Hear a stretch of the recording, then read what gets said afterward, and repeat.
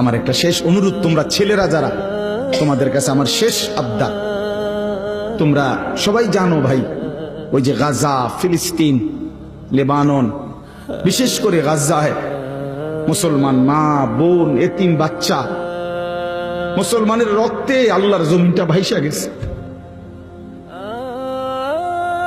প্রতিদিন মুসলমানের রক্তে জমিন ভাসতেছে। এত মুসলমানের রক্ত, এত খুন, এত শাহাদাত, মুসলমানের এই দুর্দিনে এত বড় পাষাণ কেমনে হইলা যে সারা দিন রাত উলঙ্গ ছবি দেখো, নাচ গান দেখো?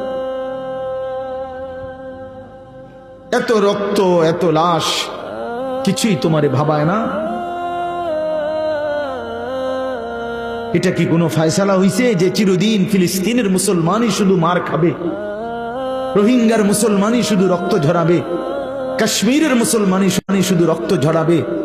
এমনটা কখনো আমাদের উপরে আসবে না, হবে না, এমন নিশ্চয়তা আমাদের কাছে আছে তো?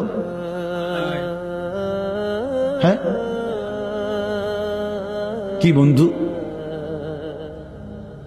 কি হিসাবে, কোন অর্থে, কি বুঝ কইরা আমরা এই পরিমাণ নাফরমানি করছি?